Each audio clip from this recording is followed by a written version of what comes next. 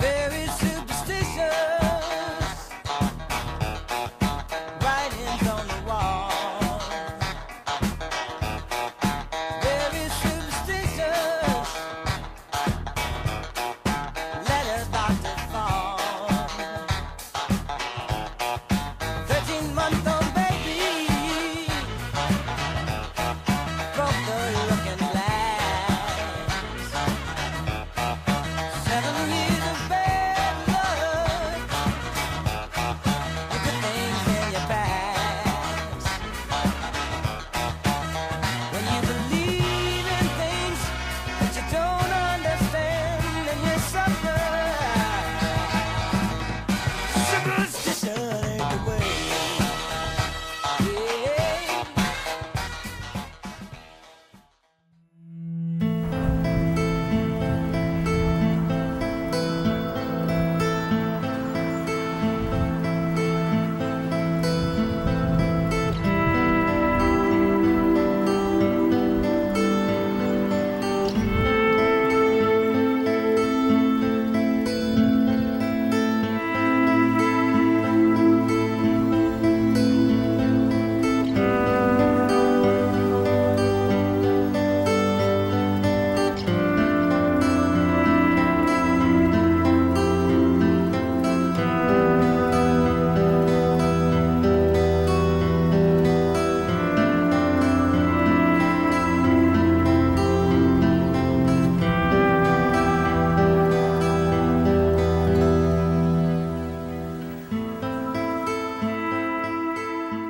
My dad did love to prospect and look for gold, and he always drugged me along.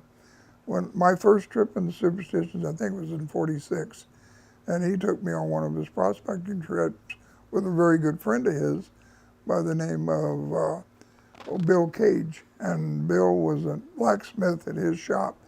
And according to the stories and stuff, at one time, old Bill knew Jacob Waltz when he was an apprentice blacksmith in Phoenix in the 1890s, just before he died, or 1880s. And anyway, from there, my dad felt Bill really knew where the mine might be. So I'm drugged along together, firewood, water, whatever they needed in camp. But it was a great experience. Well, I was 8, 9 years old, somewhere right in there. So I was pretty young to be carrying a bedroll on my back. I had a little bedroll, and he had me a little pack made up. Wasn't that heavy, and I carried a little bit of water. But it was like how lucky I was to have such an opportunity. I mean, I already realized it was, boy, I'm going on a trip looking for gold. You know, I'm going to find a lost treasure. I mean, I really believe I was better off than Huckleberry Finn or Treasure Island or any of those stories that I'd read. I mean, I was really in the real country where the gold was, and it was fascinating. There's no way it was almost overwhelming to an 8-year-old, 9-year-old. I guess I was about 9 years old when we went in. And you can imagine how overwhelming that'd be, just have your dad actually trust you and take you on. He said, now don't you tell anybody about where we go. Don't you say anything about where our base camp is.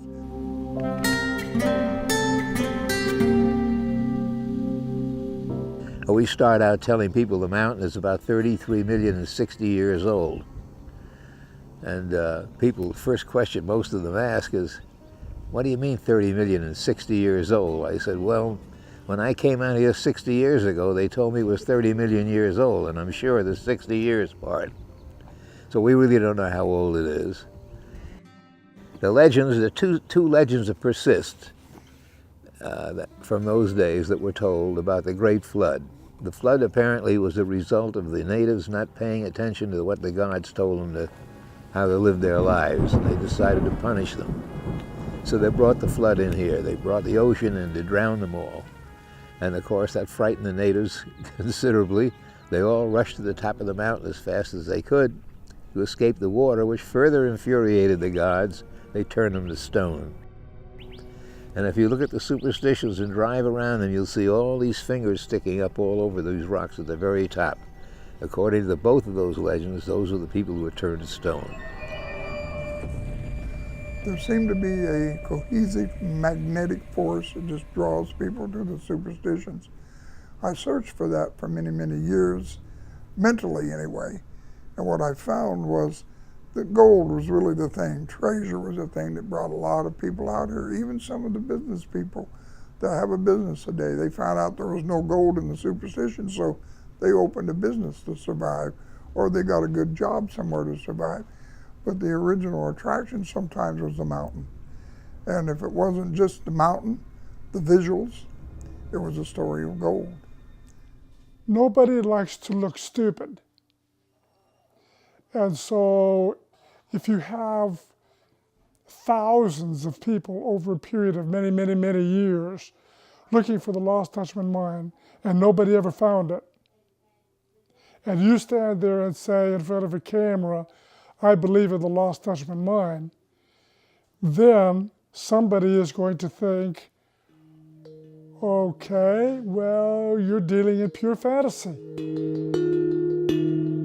The thing about Jacob Waltz is whatever it is, he's captured the imagination of the world. We get people here, we have actually had visitors here from 115 countries around the world in this little museum.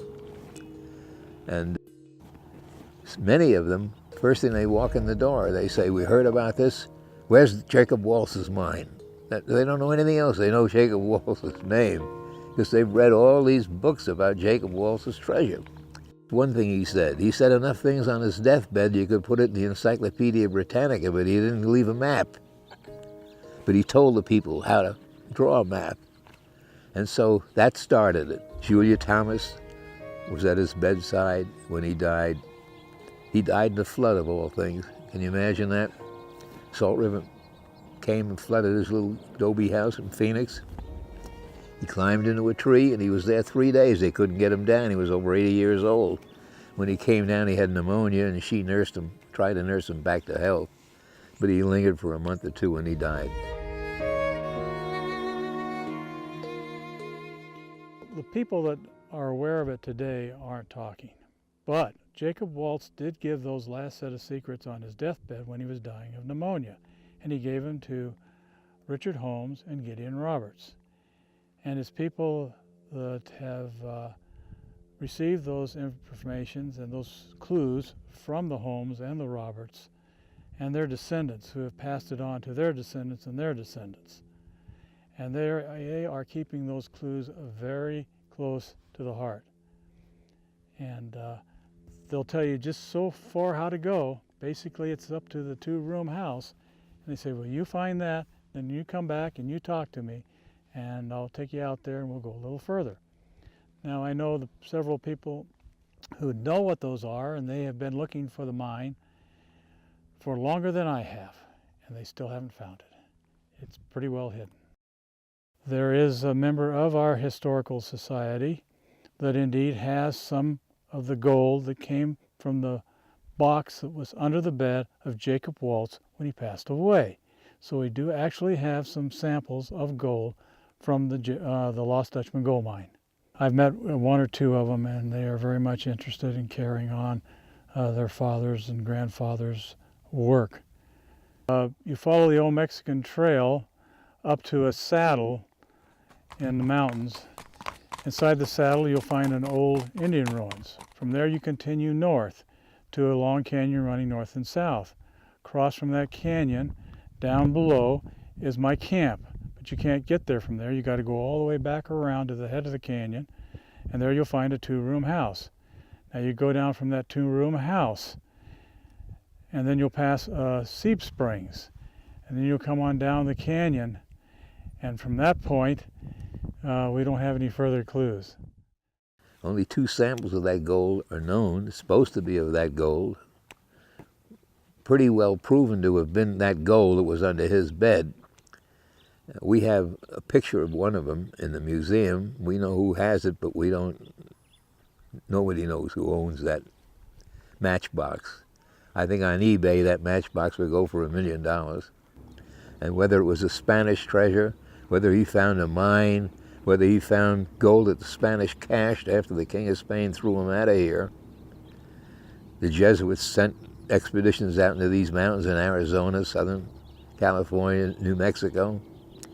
And they sent their people up here, said, get all the gold we've got, refine what you can of it, and stash it, and cover it over so it'll never be found again. That's written. And that's what people are looking for. And they claim in the superstitions alone, there could be 1,000 such caches, but there could be none. I don't know, there's been so much written about and talked about the legend of the Lost Dutchman gold. I never was really excited about it. I have other interests rather than wasting my time looking for a treasure that may not even exist. Maybe the gold mine was covered up by, we had 2 major earthquakes in the 1800s that shook this place upside down. Maybe it was buried. I don't know. I never was one to look for gold. Neither was my wife. Am I a treasure hunter? No. When I rode with Tom loved the Lost Dutchman mine. Tom loved to find gold. The idea of a rich gold mine somewhere out in the mysterious mountains just caught my fascination. It's like looking for a needle in a haystack. Waltz covered the mine, and it was not a very big opening, only about so wide, just enough for a person to get down into, and we'll work along the vein. And he covered it up, and he said, when I finish, you could run a pack train over it, and nobody would know it. He was able to give the last set of clues, but they were very vague. And the people that now know what those last few clues aren't talking. Who are they? Can't say. They did find a little bit of gold in there. And from what they can determine, they pretty much are sure that that was one of the old Mexican mines. Now, it's not the Lost Dutchman, because the Lost Dutchman was an incline that went down about 16 feet into the ground. So it wasn't a very deep mine, but it was extremely rich. For every 3 feet that you take out of the ore, that's $1 million. If you had a mine that produced 1.5 ounces of gold to a ton of overburden, which this is, or matrix, you had a viable gold mine. You could sell shares in it and not go to jail for fraud. If you had one that produced 2.5 ounces to the ton, you had a bonanza.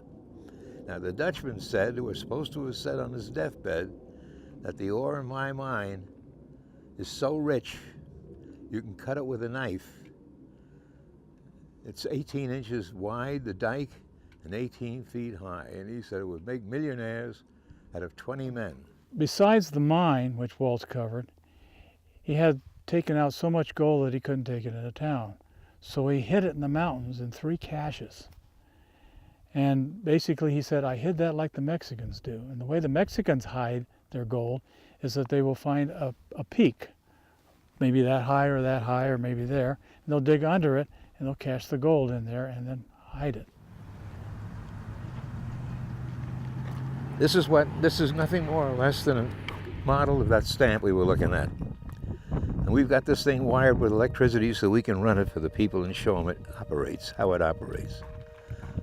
We load it from the back end, and here's the stuff that it turns into, see?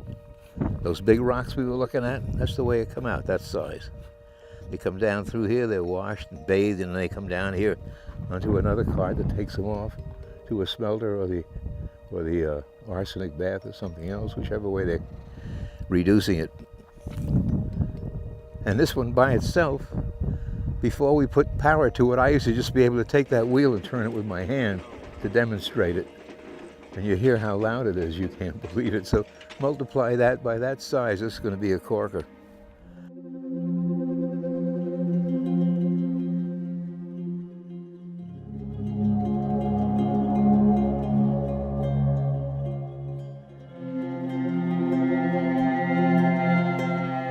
You just couldn't believe that 3 adult men would go back there and die from the lack of water, because number one, you would carry water. They carried that much water, a little bottle about that big.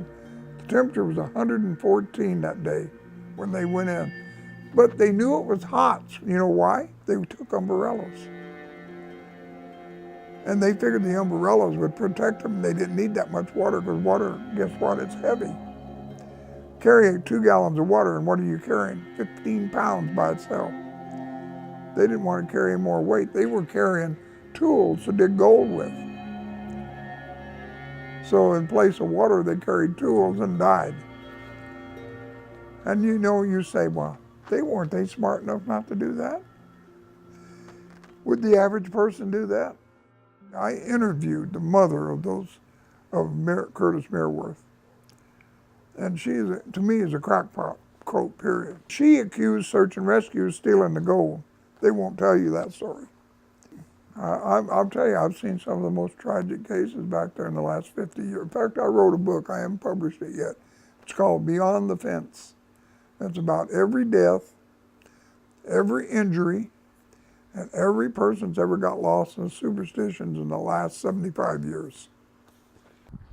We took it back to the early 1800s, and we estimated at so many per year who died in there.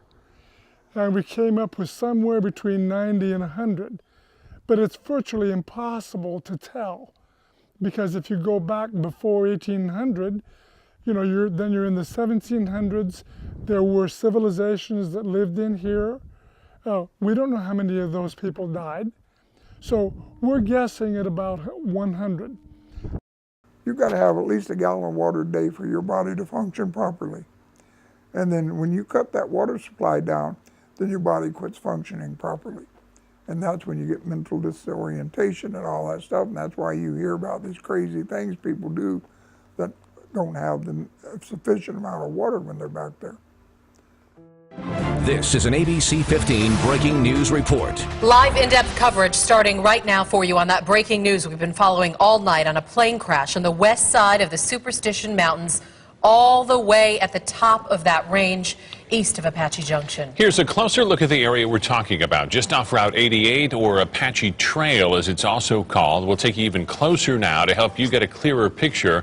The crash site just off Mammoth Mine Road in the Lost Dutchman State Park. And as we take a live picture now from Air 15, this is the media staging area, and we want to tell you we have several crews on this right now. Steve Cooge and Adam Slinger close to the crash site, Stephanie Hockridge over at Falcon Field, Christopher Stein right here in studio talking to experts. And we want to start at the scene. ABC 15's Adam Slinger, the first Valley reporter to arrive. And Adam, we watched a news conference just wrapping up there. 6 people on board at this point.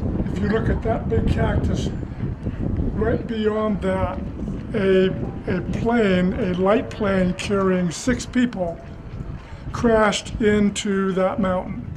And I saw it from my back patio. And it hit rather high on one of those columns, and then the flame slid down along with the debris from the plane.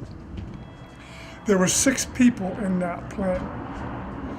4 of them were from the same family, a husband and 3 children, and then 2 friends of his. They all died in that crash. I had no idea that it was a plane. I thought it was, you know, somebody had started a big fire, and then after a little bit, we realized that it wasn't just a fire, that it was an aircraft, and turned out to be worse than we ever expected. And so they came in the next day. They wouldn't let anybody in here at all. They closed it all off, all the search and rescue guys. They closed it all off, and so now, really, you don't see any remains of it. You don't see any ash. You don't see any remains of the plane. Nothing. It looks like just an ordinary, extremely rugged, which it is, mountain. I think the mountain's going to survive. I don't think there's any question about that. The question is, the way the world is going, are we going to survive? The mountain will still be here, I think. Absolutely. They've always said nothing to be left but the cockroaches, but I think the cockroaches will be in the mountain. I'll probably get a little teary on this, so please forgive me. Not only for all the people who have died of the superstitions, including that family, but all of my good friends who are no longer with us. I miss them all. And we put in a lot of good miles of the Superstitions together. And I loved every minute of it. And I miss them terribly. I don't see it much different. I think there's going to be peace between those who want it and those who ain't going to get it. I can still look back and see the campfires that we stand around or sit around and talk. I can still remember the stories that he would tell, or Bill Cage would tell. I can still remember the nights, whether they were clear, cloudy, rainy, all that kind of stuff. So the memories are really important, and that's what all these people share. Each year out here by the mountain, they have what they call the Dutch Hunters Rendezvous. And I've been going to the last 3 or 4 years, and that's what it's all about, are those old memories. Yes, they believe there's gold there, but the memories bring them from all over the United States to be there. After we set up camp at Celeste Jones' old campsite, we then hiked on down the canyon to where Ed Piper had his old campsite. And we found some treasure markings down there and Piper's old mine site, plus his water site. And then we spent the night there back at Celeste Jones' old campsite. And in the middle of the night, we heard a bunch of noise. And I got up and was feeling a little weird in my sleeping bag. What's going on here? And here come 2 miners with 3 mules loaded down, and they were cussing and swearing as they were going by, and we were kind of crouching down so they wouldn't see us. We didn't know what they were up to. Well, anyway, they passed by with no problems. Got up the next morning. Art had breakfast all ready for us on the campfire, and then we hiked on out. But that was my first experience in the mountains. My wife and I rode the mountains for many, many years. She was my best and favorite riding partner. We never looked for gold once. To us, we would ride along together, enjoy each other's company, and look at the beautiful natural surroundings, look at the wildlife, and the place is absolutely gorgeous. But we spent almost 30 years just enjoying the landscape and everything that went with it. To us, the real treasure is the landscape, the wildlife, the big mountain lion that I saw sitting up on a high ledge, looking at us as we were coming by on a trail, and he was watching us and we were watching him. Those are the things that bring back the most important memories to me. Every night I watch a lady change for dinner. And then I went on to say, people don't really change for dinner very often, but this old lady does, and that's the mountain. When the sun goes down at night, that mountain changes completely. Never 2 nights the same, and I've seen thousands of sunsets on it, literally. I've photographed 1,000 of them. They're never the same. How? Can you? Just the color, the shadows. You can go back on a certain day at a certain time and find an exact shadow on that mountain that you found 10 years ago if you made a note of it. And so people come back, they see this mountain one night, they come here and they say, oh boy, I didn't bring my camera. I said, well, come back tomorrow night, it'll be there.